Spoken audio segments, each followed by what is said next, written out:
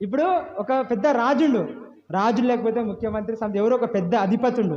ఆయన ఒక బల్ల మీద భోజనాన్ని సిద్ధం చేసిండు. ఆ బల్ల మీద భోజనాన్ని సిద్ధం చేసినప్పుడు మొట్టమొదటి రౌండ్లో ఎవరు తింటారు? ఎవరు? రాజులు తింటారు. అంటే ఆయన లేవల్లో ఉన్నవాళ్ళు, ఆయన ఏ స్థితిలో ఉన్నాడో ఆ స్థితిలో ఉన్నవారు, ఆ స్థానంలో ఆ పొజిషన్లో ఉన్న వాళ్ళందరూ కూర్చొని తింటారు. తినేది వెళ్ళిపోయిన తర్వాత అక్కడ పనిచేసిన వాళ్ళందరూ అప్పుడు వాళ్ళు తింటారు. ఎగబడి తింటారా, గుంజుకొని తింటారా, కొట్టాడి తింటారా, పద్ధతి తింటారా, ఎట్లా తింటారు. కానీ రాజులు తినిపోయిన తర్వాత వాళ్ళు తింటారు. అంటే ఇప్పుడు రాజుతో తినడము గొప్పనా, రాజులు తినిపోయిన తర్వాత తినడం గొప్పనా? ఎస్, రాజుతో పాటు కూర్చొని తినడమే గొప్ప. హల్లెలూయా! రాజుతోను కూర్చోబడి తినడమే గొప్ప. ఇది నేను శరీరకంగా సంబంధించిన ఆహారం గురించి నేను మాట్లాడట్లే, ఒక శరీరం సంబంధించిన భోజనం గురించి నేను మాట్లాడలే, కానీ ఒక ఆత్మీయ సంబంధించిన ఒక ఆత్మ మండలంలో నుంచి ఒక ఆత్మీయ ఆహారం గురించి నేను మాట్లాడుతామున్నాను. మనమందరం ఏం తీసుకుంటాం? ప్రభు బల తీసుకుంటాం. హల్లెలూయా! యాక్చువల్లీ ఈరోజు ప్రభు బలి ఇవ్వాలా, ఈరోజు ఇస్తలేను, మళ్ళొచ్చి వారం ప్రభు బలి ఇస్తా. హల్లెలూయా! హల్లెలూయా! ప్రభు బల్ల తీసుకునేటప్పుడు, ప్రభు బల్లలో మనం పాలు పొందేటప్పుడు, ప్రభు బల్ల ఎవరిది? ఆ భోజనాన్ని సిద్ధం చేసిన వాడు ఎవరు? రాజు. ఎవరు? మన దేవుడు రాజే కదా. ఆ ప్రభు బల్లని సిద్ధం చేసిన వాడు ఎవరు? చెప్పండి అమ్మా. Very good. ఎవరు ఆ బల్లని సిద్ధం చేసిన వాడు?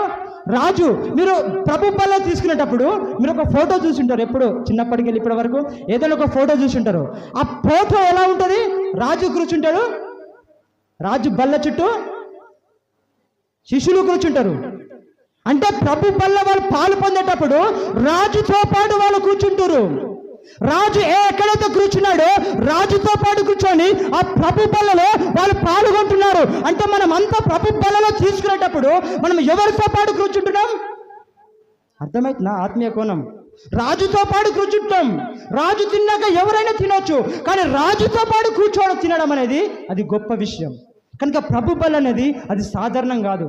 ప్రభు బల్ల తీసుకునేటప్పుడు ఆయన వేరుగా ఉండి మనం తీసుకోవట్లే, దేవునికి వేరుగా ఉండి మనం దాన్ని భుజించట్లే, ఆయనతో పాటు కూర్చొని మనం తింటున్నాము.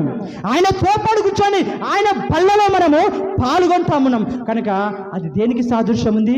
రాజు యొక్క బల్లకి సాదృశ్యం ఉంది. రాజు కూర్చునే ఆ రాజుతో పాటు కూర్చొని మీరు ప్రభు బల్లని భుజిస్తారు. ఎంతమంది చూసారు ఆ ఫోటోని? ఏ సైడ్లో కూర్చుంటాడు? శిష్యులు బల్ల చుట్టూ కూర్చుంటారు.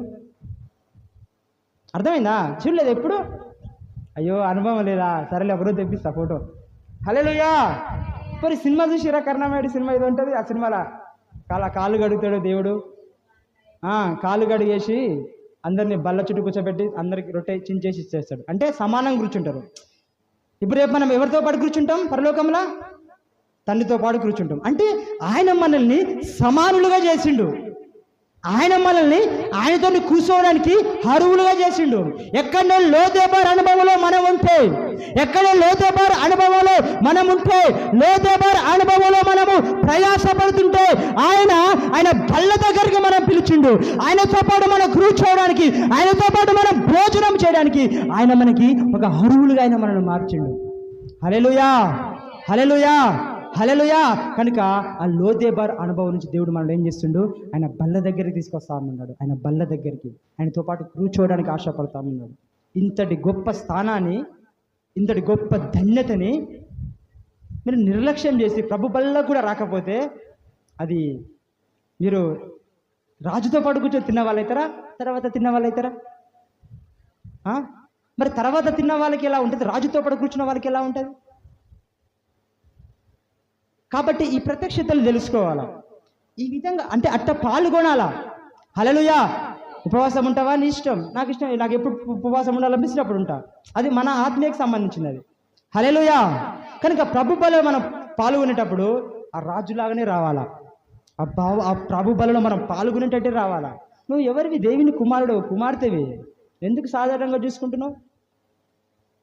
సాధారణంగా మీరు దేవుడు మిమ్మల్ని సాధారణంగా చూస్తారు, కానీ మీరు సాధారణంగా చూసుకుంటారు. మీకు మీరే తక్కువ అంచనా వేసుకుంటారు. హల్లెలూయా!